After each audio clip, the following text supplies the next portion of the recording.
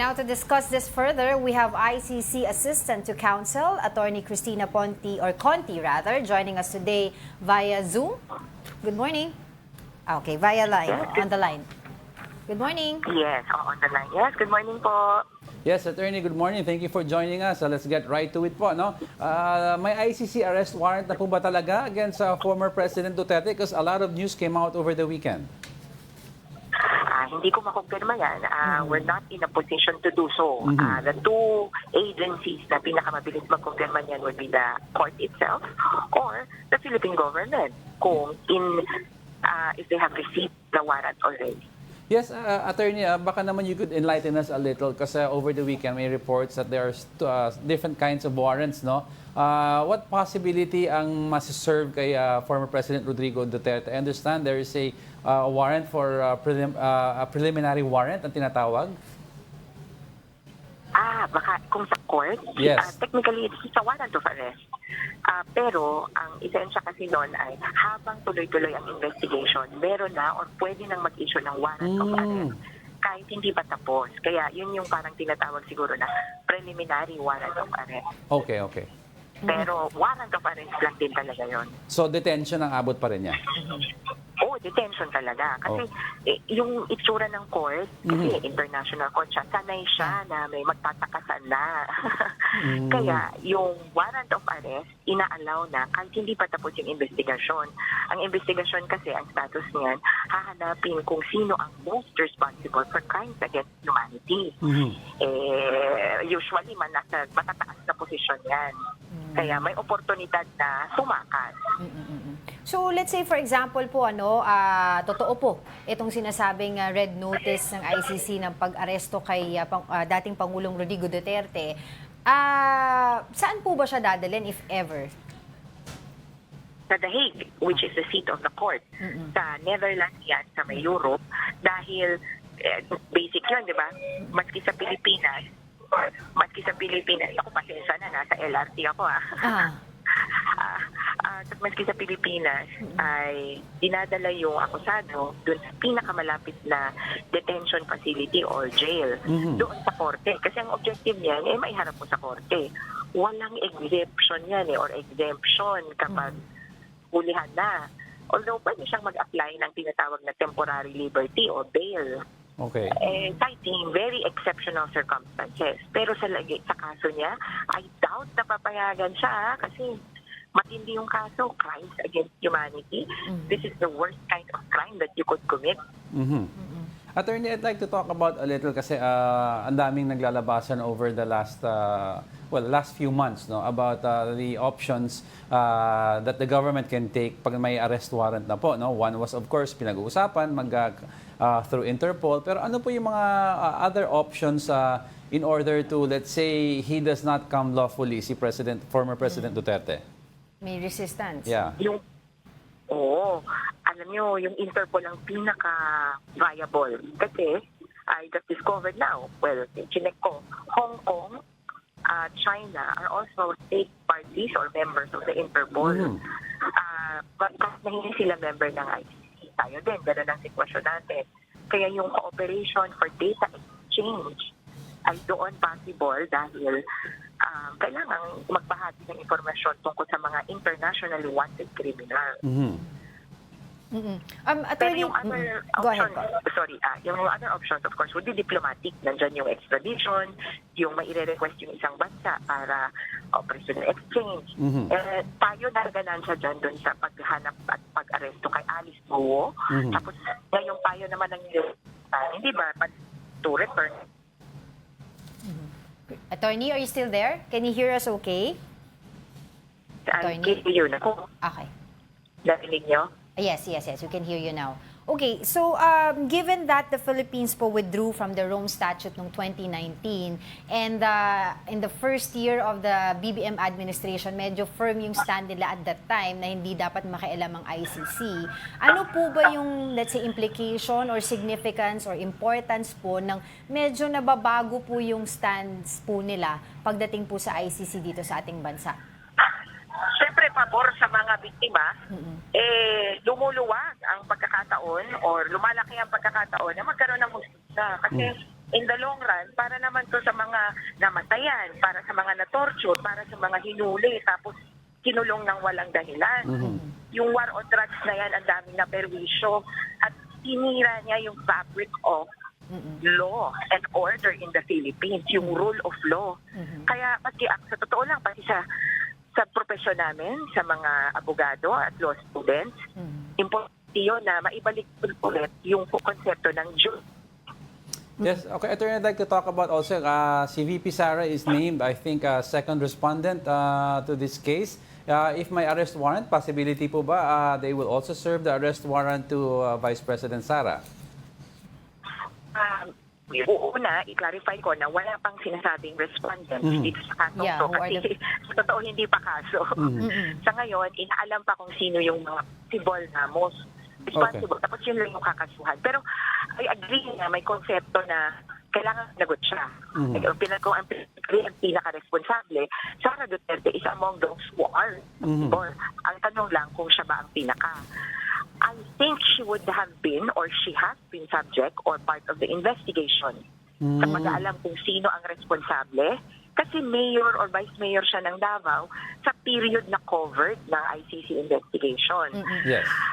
Kung usapin lang ng warrant of arrest, yan ang hindi ko sigurado. Kasi iba yung ano niya, iba yung mode of responsibility niya dito sa against humanity. Kasi nationwide. Oo. Hindi ko alam kung ililimit nila na Davao, ganun ba?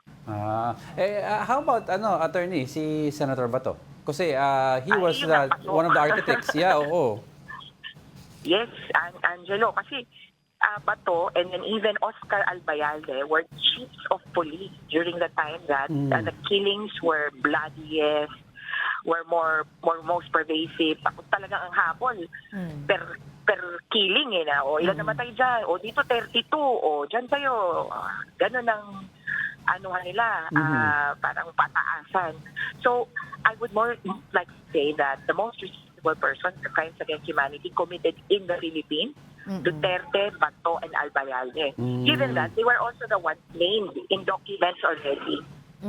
Siguro hingi din po ako ng reaction po ninyo, attorney, doon po sa naging pahayag kahapon ni dating Pangulong Rodrigo Duterte tungkol po dito sa ICC.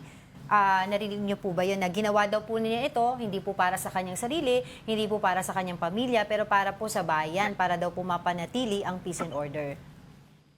Ay, sinabi nga din niya na wala siyang kasalanan or wala siyang ginawang mali.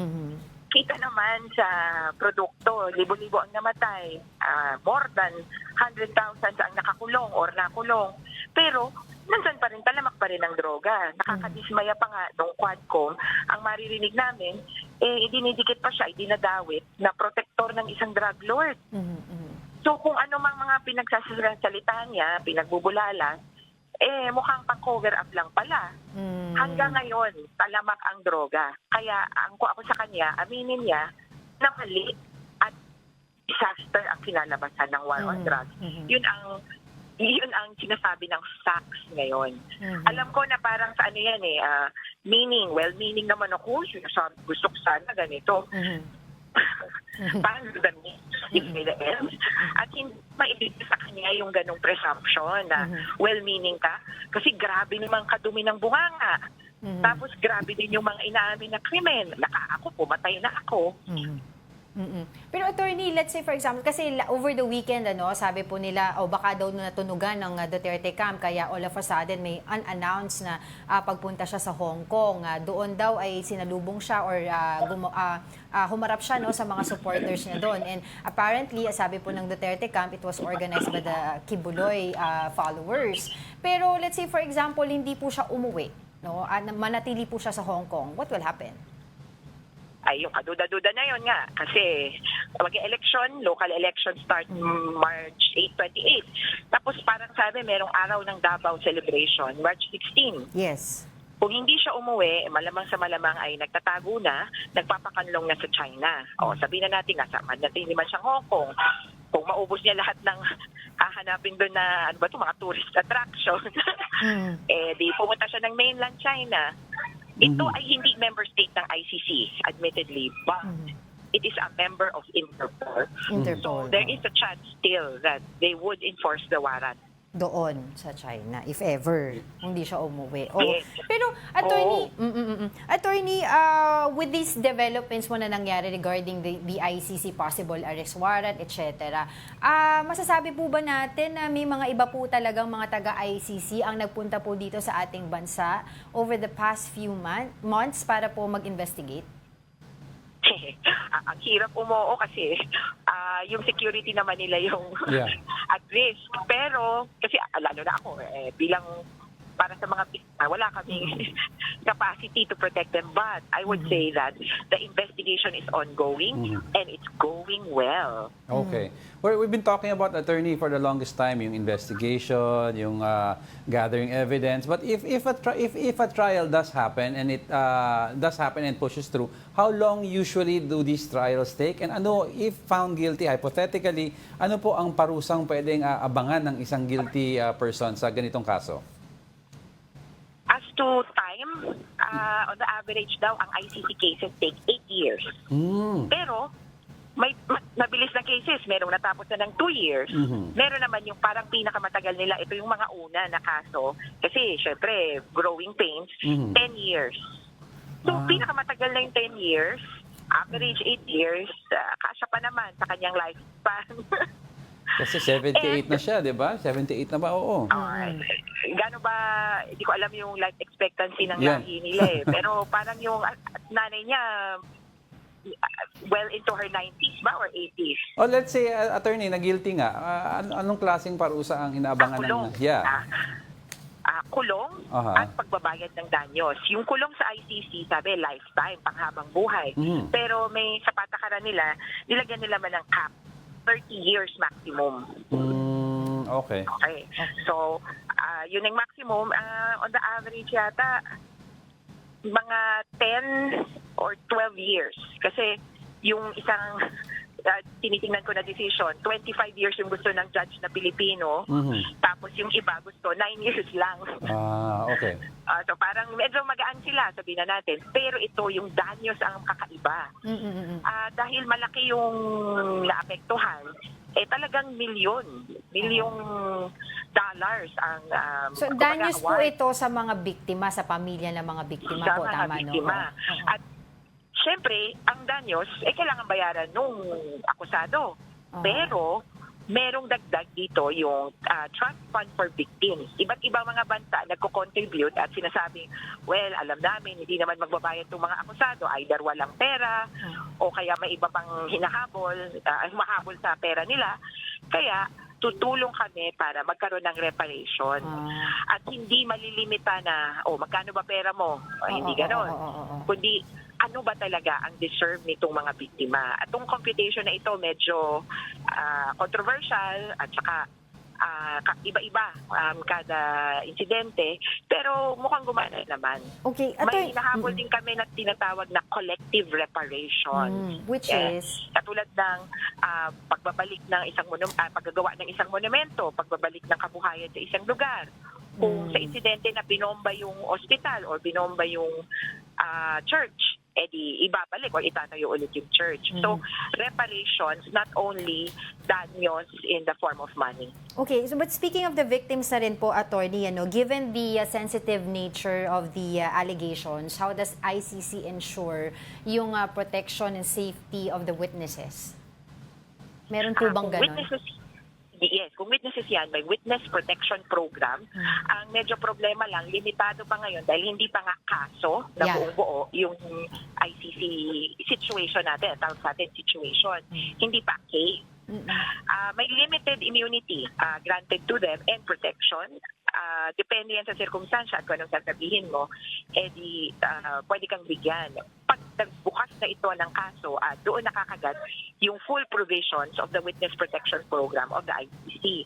It could be within country relocation or out of country relocation. Kaya lang, di nila preferred yun kasi parang kung aalis ka ng bansa mo, parang tatakas ka na rin. Ikaw yung biktima eh. Kaya ang preferred nila, doon ka pa rin sa bansa mo as much as possible within your community. Ang ICC din ay pwedeng makipag-cooperate dun sa domestic government o sa lokal na gobyerno para meron din silang maibigay na tulong. Alright, Attorney, thank you so much for your time. Patuloy po kami makikipag-ugnayan sa inyo regarding this issue. But for the meantime, maraming salamat po muli. ICC Assistant to Counsel, Attorney Cristina Conti. Yes, salamat Angelo, Anila. Ingat.